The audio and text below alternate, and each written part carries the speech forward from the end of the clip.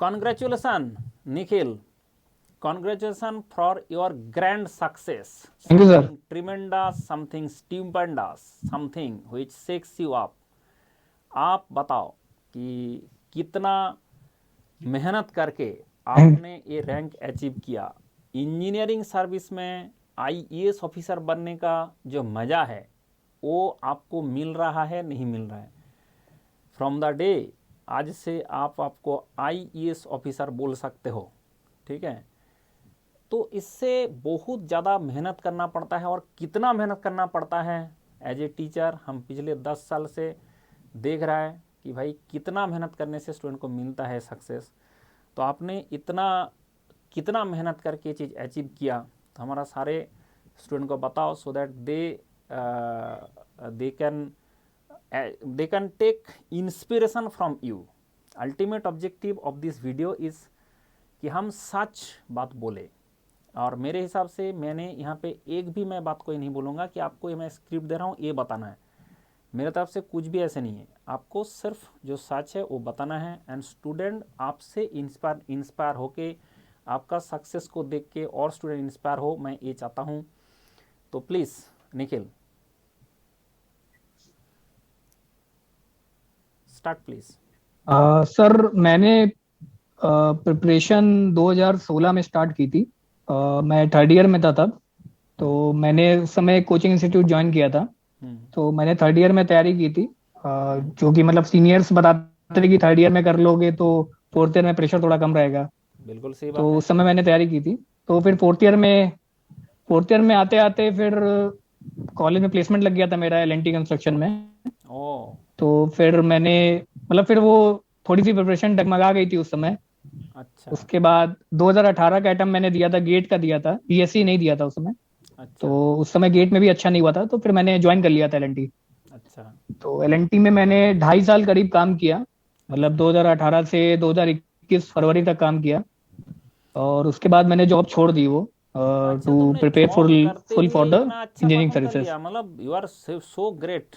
मतलब जॉब करते हुए नहीं सर, उसके। जॉब छोड़ दी थी मैंने। अच्छा। नहीं जॉब छोड़ दी थी मैंने। अच्छा। 21 में छोड़ दी थी, 2021 में, अच्छा। फरवरी में सर। Okay okay. उसके बाद फिर मैंने प्रिपरेशन की थी। तो हाँ। उस समय तो मैंने ऑलरेडी, मेरे पास नोट्स सारे अवेलेबल थे। हम्म।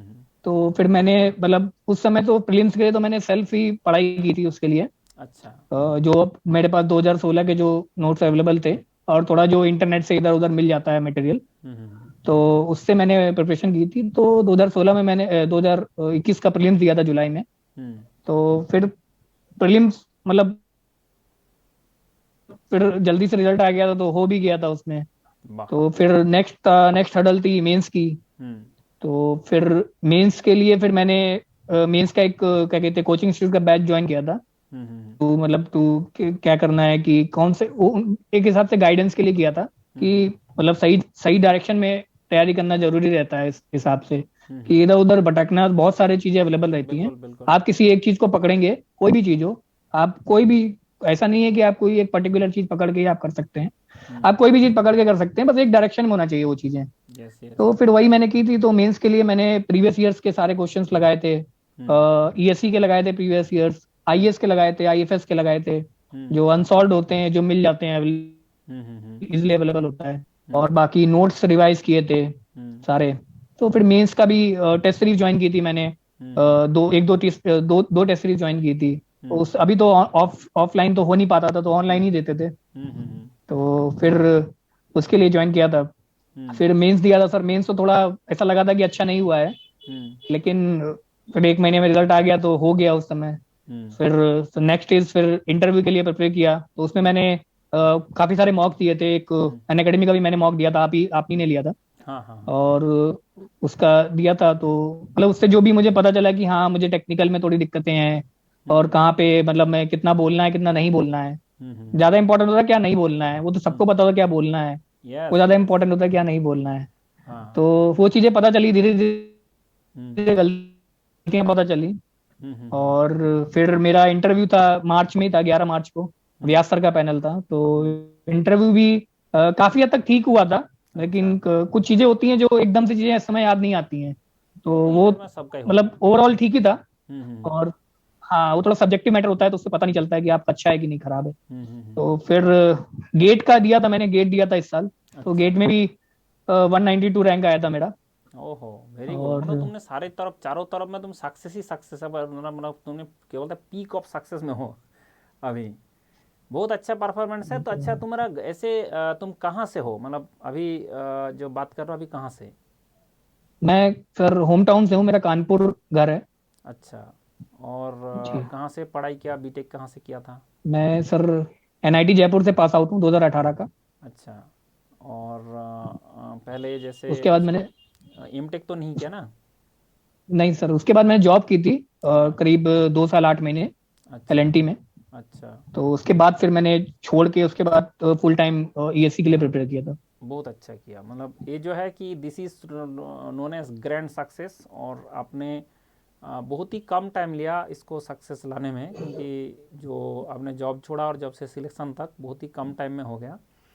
इज़ वेरी गुड थिंग कि लोगों ने ऐसे, देखो मेन बात हो रहा है कि आपको कंसिस्टेंसी बहुत इंपॉर्टेंट है। आपने जो किया है, हाँ सर। आपका स्टोरी से मुझे जो समझ में आ रहा है कि यू हैव कॉन्सिस्टेंटली एक डायरेक्शन में अपने पढ़ते रहे। That is very important thing. And दूसरा बात हो रहा है कि जो कोई भी एग्जाम में P I Q is very important, और आपने क्या किया, आई हाँ ई एस का, आई ए एस का, आई एफ एस का सारा क्वेश्चन सॉल्व किया। ठीक है। जी। तो उसके कारण एवरीथिंग आपको जो है दिखता गया, और उसी का सिमिलर एंड थोड़ा सा एडवांस टाइप का क्वेश्चन आता है, सो दैट आपको एग्जाम सेंटर में उसमें उस टाइप का क्वेश्चन का आंसर देना पॉसिबल हो जाता है। एंड ऑब्वियसली जी। मॉक टेस्ट देना, इंटरव्यू देना, मॉक इंटरव्यू देना है, this is very important thing to achieve. And you have, आपका डायरेक्शन सही रहा हमेशा, आपने इधर उधर ना भटक के सीधा सीधा रास्ता चुना, इसलिए आपका सिलेक्शन इतना जल्दी हो गया। ठीक है। आप बोलेंगे 2016 से, भाई 2016 से बट मैटर नहीं करता है, मैटर है कि जब फाइनल डिसीजन लिया है तब से आज तक का मैं बात करूंगा कि मुझे अभी हाँ प्रिपरेशन करना है और मुझे आईएएस देना है। ठीक है। और उसके साथ साथ आपने गेट में भी अच्छा परफॉर्म कर लिया, आईएएस में भी अच्छा परफॉर्म किया, that is very good to see. And obviously congratulation. And Mandal का जो स्टेटमेंट है कि भाई डीजे ला के नाचो, इतना सक्सेस के बाद बिल्कुल आपको बिल्कुल। डीजे ला के नाचना तो बनता है। ठीक है। मैं ज़्यादा टाइम आपका नहीं लूँगा। और अगर हमारा स्टूडेंट के लिए कोई टिप्स देना चाहते हो कि स्टूडेंट को क्या करना चाहिए, अगर आईएएस में अच्छा परफॉर्म करना है, तो स्टूडेंट क्या करे, मतलब ऐसा क्या चीज़ है जो लैग कर जाता है जिसके कारण दिक्कत होता है, तो आपको ऐसे कोई चीज़ जो आप स्टूडेंट को ये देना चाहते हो, सलाह देना चाहते हो कि so that they can inspire from you कि ऐसे करने से होता है। सर मैं तो यही कहूंगा कि आपको पहले तो आपको क्या कहते हैं, फिक्स करना पड़ेगा कि आपको करना ही है वो चीज। आप उसको ये नहीं कर सकते कि हाँ मैं कर लूंगा, वो हम्म। वाली हिसाब नहीं होना चाहिए। आपको करना है तो आपको फिर वो करना ही पड़ेगा। हाँ, ये आपको, बात आप चाहे जॉब के साथ हो या जॉब के साथ ना हो, यस यस यस। वो आपको डिसीजन लेना है कि आप जॉब के साथ कर सकते हो तो आप कर सकते हो। इसमें कोई बहुत बड़ा बात नहीं होता है कि आप नहीं कर सकते, बहुत लोग करते हैं। हम्म। तो सबसे पहले तो यही है कि आपको कंसिस्टेंट रहना पड़ेगा अपनी पढ़ाई में।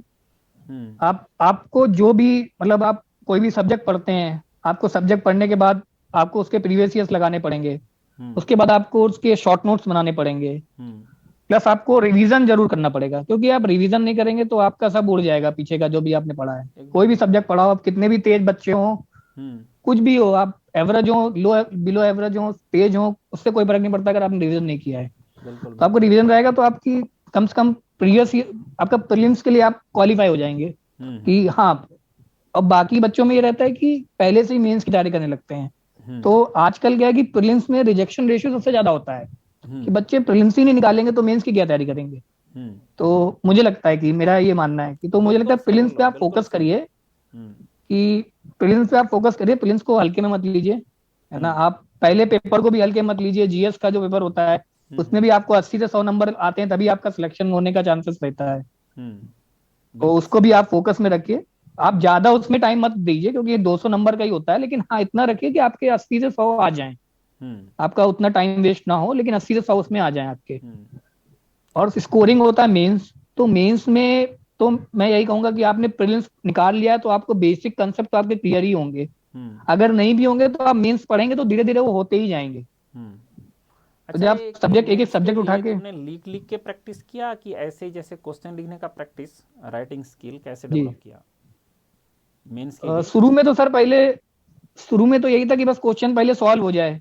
हम्म। पहले यही लगता था कि ये पहले सॉल्व हो जाए। तो हम्म। पहले आपको तो वो हैबिट करनी पड़ेगी कि हाँ ये क्वेश्चन मुझसे सॉल्व हो सकता है कि नहीं। हाँ हाँ हाँ। तो आप उस डायरेक्शन में पहले काम करेंगे, आप एक दो महीने में वो चीजें हो जाती हैं, अगर आप हम्म। कंसिस्टेंट हैं तो आपकी सॉल्विंग स्किल्स भी आ जाती हैं। हम्म। देन फिर आता है कि आपका राइटिंग स्किल, जब आप टेस्ट सीरीज देंगे हम्म। उससे ही आपका राइटिंग स्किल पता चलेगा कि मुझे एजम्पशंस कहाँ पे लिखने हैं, किधर नहीं लिखने हैं, हम्म। कितना लिखना है, कितना नहीं लिखना, ज्यादा नहीं लिखना है, टाइम हम्म। वेस्ट होगा उसमें। तो वो हम्म। धीरे धीरे आपका, जब आप टेस्ट सीरीज देंगे, आप टेस्ट से ही पता किताब चल का अगर जाता है। कोई कोई हाँ टेस्ट सीरीज से ही आपको मेनली पता चल जाता है कि, और आप बाकी बच्चों की अगर टॉपर्स की आंसर शीट देखेंगे उससे हम्म। भी आपको काफी कुछ पता चलेगा, अरे यार इसने तो ऐसे लिखा था, मैं भी अगर ऐसा करूंगा तो मुझे भी नंबर मिलेंगे। तो वो सब चीजें करेंगे तो आपको मतलब आपको रास्ता मतलब दिखता जाएगा आपको आगे जाके। मेरा तो यही मानना है। हाँ, बाकी टेस्ट इंटरव्यू तो का। एक सब्जेक्टिव मैटर होता है। टेस्ट देखो। इंटरव्यू में तो आप, बिल्कुल बिल्कुल। हाँ बोलो लेकिन।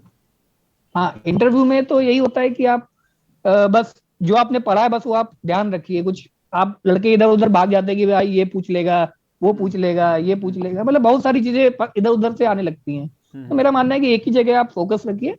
आपको मतलब आपने अगर पढ़ाई की है तो कुछ ना कुछ, और आपकी पर्सनालिटी है तो हम्म। आपका कहीं ना कहीं हो ही जाएगा। मेरा तो हाँ, यही मानना है।